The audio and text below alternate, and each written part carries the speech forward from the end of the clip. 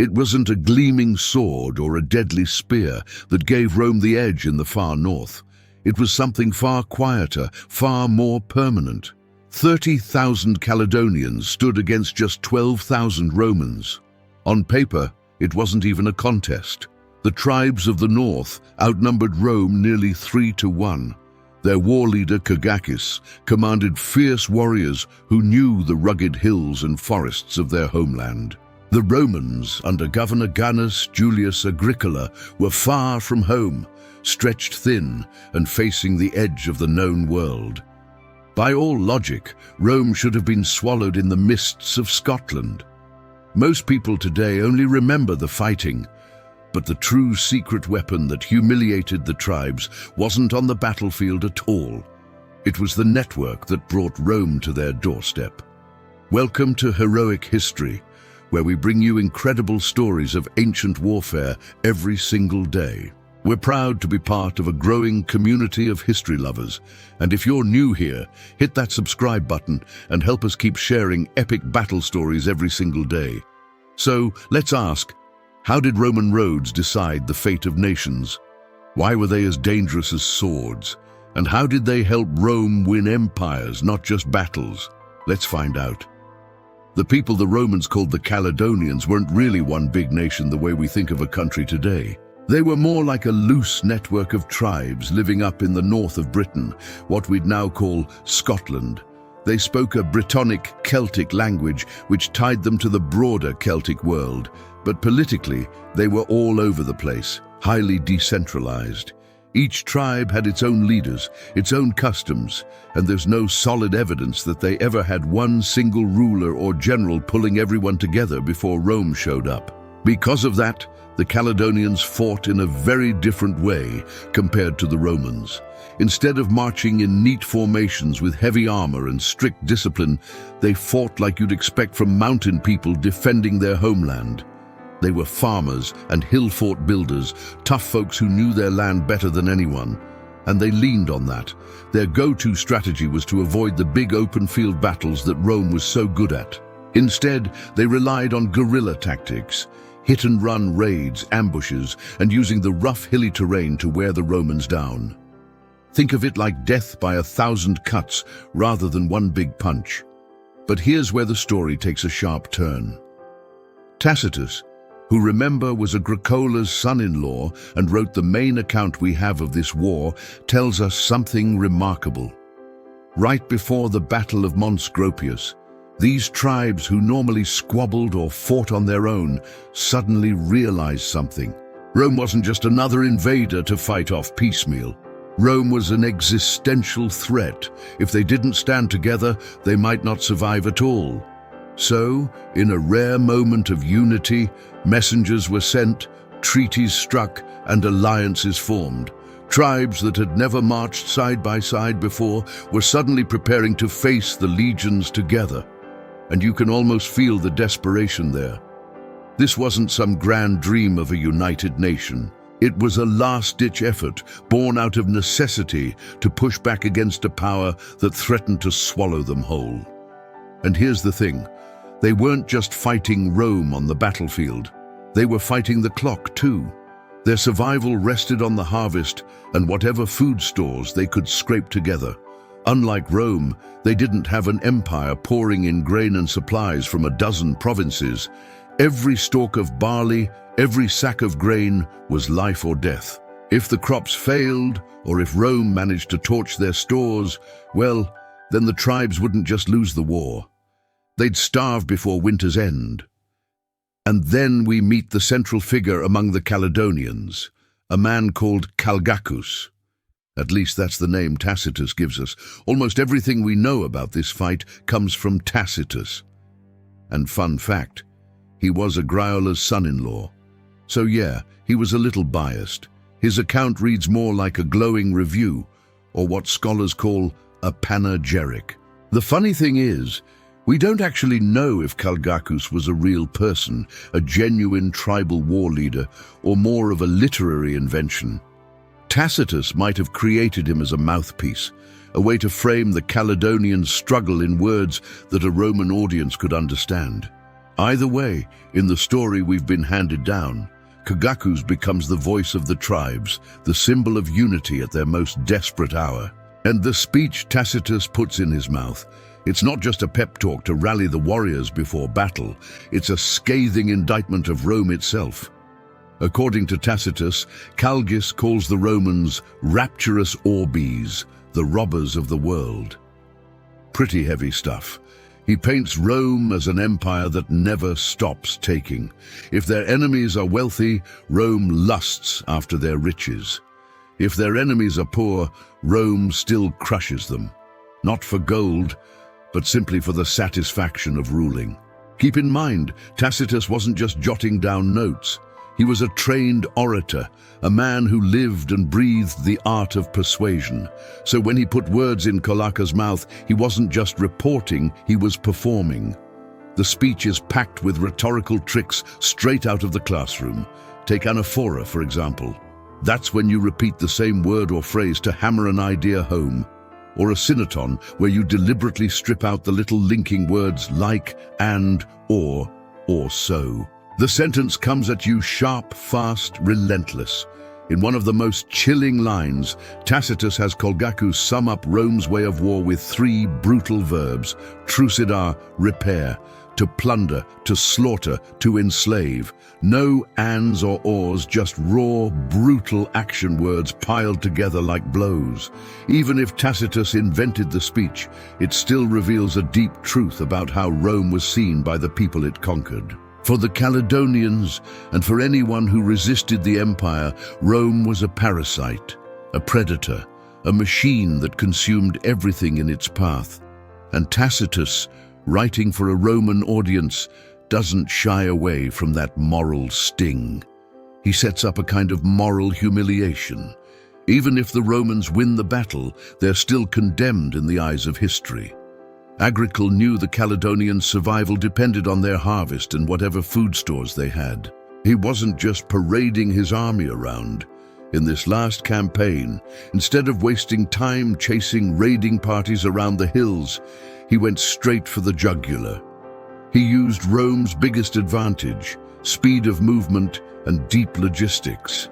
That means his army could move fast, stay supplied over long distances, and hit the Caledonians right where it hurt most, their food chain. Tacitus notes something really telling. He says the Romans marched straight into the Caledonians' granaries right after they'd been filled from the harvest. Imagine that. You've just brought in the crops that are supposed to feed your people through the long, brutal Scottish winter, and suddenly the enemy is at the doorstep of your food supply. That left the Caledonians with an impossible choice. On one hand, they could let the Romans torch their grain and starve them out, which would mean misery and famine for their families in just a few months. On the other hand, they could pull together a massive force. Tacitus estimates around 30,000 warriors and face Rome in open battle, something they usually tried to avoid because they knew the legions were better trained and better armed. Catch the clever part. Agricola's strategy cut off their favorite play, delaying the fight. Normally, the Caledonians would drag things out, using ambushes and guerrilla tactics to bleed the Romans slowly. But now, with their food stores on the line, they didn't have that luxury. Agricola forced them to fight where and when he wanted under Roman terms. What let him do that wasn't just disciplined troops or raw force, it was Roman engineering. And at the center of that, roads. When we talk about Roman roads, don't picture some dirt paths carved through the woods. These were the Viae Militaries, the military roads of Rome. At its peak, Rome had something like 400,000 kilometers of roads across its empire. That's enough to circle the earth 10 times. And here in Britain, they laid down at least 4,000 tulluscum. Not bad for a province at the edge of the known world. Sure, traders and civilians used them, but make no mistake, these roads were first and foremost tools of war.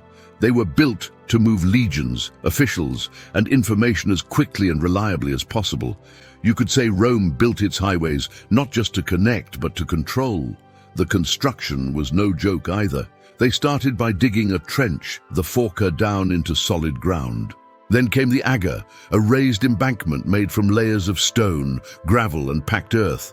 On top of that, they laid paving stones or gravel sloped slightly to the sides for drainage. This was an all-weather highway, solid enough to last for centuries. And in fact, a lot of them are still under our modern roads today. For example, the famous Watling Street, which ran from Dover through London and up to Rochester, follows the path of a Roman road. Modern highways literally trace the same route Romans carved nearly 2,000 years ago. Another one is Man Street, connecting London to York. Its straight stretches are so well built that in many places, cars still drive over the exact same alignment. Roman legions on these roads could keep up a steady marching pace of about 25 kilometers a day. That's roughly 6 hours of marching, and they could do it day after day without being slowed down by swamps, mud, or mountains. Compare that to local tribes who were slogging through rough ground, and suddenly Rome could appear where you least expected them. And that was Agricola's ace in the hole. With his roads and his supply lines secure, he could outmaneuver the Caledonians again and again, striking before they were ready, keeping them off balance. Every night, the Romans built marching camps, castra, even deep in enemy territory. And archaeology has confirmed that in Aberdeen there were some enormous camps.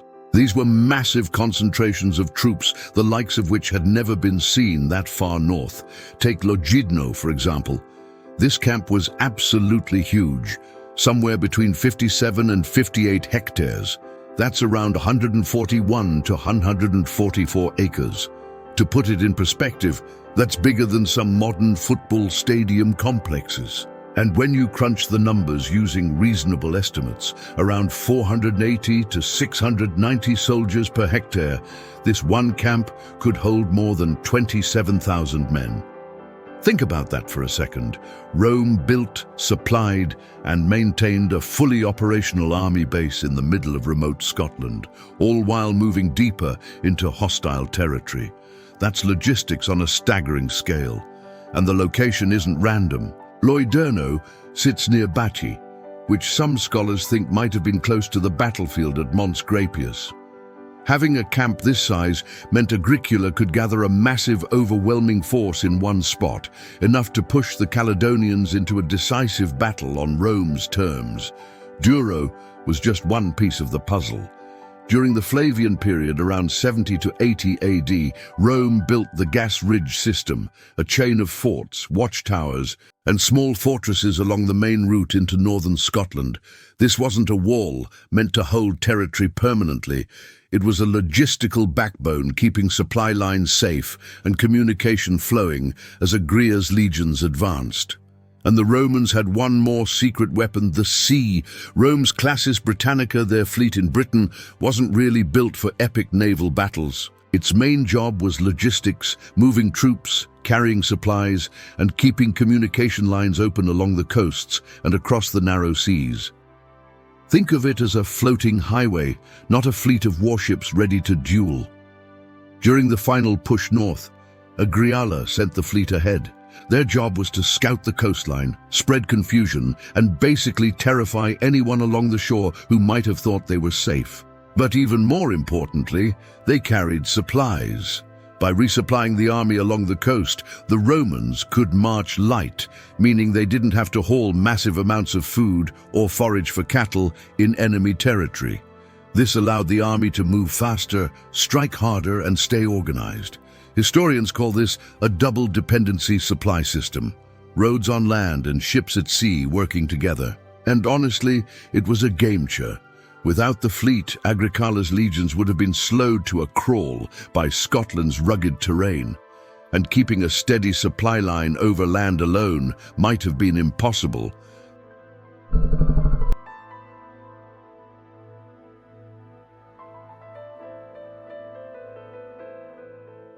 And all that infrastructure, that's exactly what made this battle one of the most famous in northern Britain. Let me paint the picture for you. On one side, you had the Caledonians, a loose alliance of northern tribes led by Calgacus. On the other side, Rome sent Governor Agricola and his legions. The Caledonian force was made up of tribes from the north, including Brythonic warriors who had fled the south after Rome advanced. Their main infantry were armed with long, not-so-practical swords and small round shields. They also had chariots, yes, horse-drawn chariots, which were more symbolic than tactically useful and mostly deployed on the lower ground between the Romans and the main Caledonian line. The Romans' Agricola's force was a little different. His front line consisted of 11,000 auxiliary troops. Soldiers recruited from other parts of the empire like the Batavi and Tungri. They weren't legionaries yet, just support forces. 4 squadrons of cavalry flanked them, ready to deliver a decisive strike. The heavy-hitting legionaries. Agricola held them back near the marching camp, probably at a place like Loiderno. He wanted to win the fight with auxiliaries alone, showing both his confidence and his total control of the battlefield. To this day, archaeologists still argue about where the battle actually happened. Some say it was near Monreef Hill or Duncrub in Perth. Others point to Beachy or Megra Hill in Aberdeen. The debate really boils down to one thing: logistics. Wherever Rome fought, it had to be close enough to one of its marching camps, like the massive site at Loiderno, because only there could legions gather and sustain such a large force. As for positioning, the Caledonians took the high ground on the slopes of Mons Graupius. They formed in a long line, with soldiers step back like terraces going up the hill. Those chariots I mentioned were placed in front on flatter ground, kind of as a symbolic barrier, but not really an effective fighting force in a disciplined Roman sense. Meanwhile, the Romans set up at the base of the hill. Auxiliaries in the front, cavalry on the flanks, legions in reserve. It was classic Roman planning. Take the fight to the enemy on your terms, control the battlefield, and keep your strongest troops ready to finish the job if things get tricky. So, picture this. The Caledonians looking down from the hillside, outnumbering the Romans, probably thinking they had the advantage. And at the bottom, disciplined Roman auxiliaries wait, knowing the cavalry could swing the tide at just the right moment. The stage is set for one of the most carefully orchestrated battles in Roman Britain. The battle kicked off with some classic let's see who's tougher long-range exchanges. Both sides started lobbing missiles at each other, spears, javelins, that kind of thing. The Caledonians also had their chariots moving back and forth across the plain, throwing spears and other projectiles toward the Roman lines. But here's the thing, the Roman auxiliaries were ready. They had their big rectangular shields, and more importantly, discipline. They didn't panic. They held their lines and absorbed the chariot attacks without breaking. The Caledonians could make a lot of noise, but hitting a well-trained Roman formation was a whole different story. After a while, Agricola saw that things were at a stalemate. So he ordered his Batavi and Tungri auxiliaries to push forward and force the Caledonians into hand-to-hand combat. This is where the Romans had a massive advantage. The auxiliaries were armed with the gladius, a short sword designed for stabbing. In tight formations, it was deadly. The Caledonians, on the other hand, had long swords meant for slashing. Those worked fine in open combat, but in the packed chaos of close-quarters fighting, they became awkward and hard to use. Combine that with the Roman strict discipline, and you can see how the tide began to turn. The Caledonian line started to break, and their warriors were pushed back step by step. Once the middle of the Caledonian line started to fall apart, Agricola sent in the cavalry. They struck the enemy's flanks, the sides of their formation, in a swift, crushing move that tore apart what was left of the tribal army. The Caledonians were surrounded, and their lines completely collapsed. Tacitus reports some staggering numbers, about 10,000 Caledonians killed versus only 360 Romans. Even by ancient standards, that's a jaw-dropping ratio. Modern historians think he probably exaggerated, partly to make Agricola look heroic, and partly to justify the huge cost of the campaign. The aftermath was harsh for the Caledonians. Around 20,000 survivors scattered into the forests, and by the next morning, the Romans couldn't track them. The remaining warriors had burned their own homes and settlements, leaving a trail of destruction behind. It was a scorched earth retreat that made Rome's victory feel total on the battlefield. But in reality, control over the north remained incomplete. Right after the victory at Mons Graupius, Agricola didn't just sit back and celebrate. He sent the Roman fleet, the Classis Britannica, on a dramatic tour around the entire island of Britannia. And this wasn't just a scouting mission. The fleet had already reached the Orkney Islands, but this journey had a bigger purpose. It was a symbolic statement. By sailing around the coast, Rome was essentially announcing to the world, "We've conquered this entire island." It was a power move, a way to turn a tactical victory into a strategic declaration, even if the ground truth was a little messier. This show of force directly contradicted Calgacus's warning. Rome was using its military infrastructure, the fleet, the roads, the camps to make a statement, to say they had imposed peace through domination. But the reality, the so-called peace in northern Scotland, was fragile at best, and the campaign's long-term impact would reveal a big paradox. Shortly after the battle, Agricola was recalled by Emperor Domitian. Even though Rome had built forts and roads deep into the north, the conquest of Colonia was effectively abandoned. The reason wasn't battlefield failure. Rome had won decisively, but shifting strategic priorities. Crises in more critical areas like Germania and along the Danube demanded troops, forcing Rome to strip Britannia of key legions. Colonia was simply too remote. Being at the very edge of the empire, it didn't offer enough economic benefit to justify the massive costs of maintaining a permanent, well-supplied army. All that infrastructure, Logidno, the gas ridge, was expensive, hard to maintain, and far from profitable. In short, a brilliant tactical victory didn't translate into lasting strategic control because the empire's resources and priorities were stretched elsewhere. The strategic failure becomes even clearer when you look at what happened to the infrastructure Agricola left behind. The gas ridge system built to support an offensive campaign was abandoned within a few years.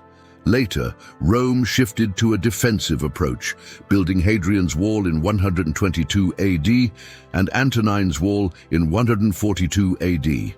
These were defensive fortifications, not forward operating campaign bases.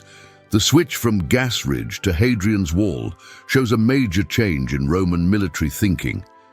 They realized expansion had limits. As Tacitus bitterly put it, "Perda mea Britannia at statum missa." Britannia had been completely conquered and immediately abandoned. Once the Romans withdrew, the Caledonians quickly reclaimed their land. Even later efforts like Septimius Ce's massive campaign in 208 to 211 AD with around 40,000 men failed. Guerrilla tactics, logistical nightmares, and rough terrain forced Ce's to adopt a scorched earth policy.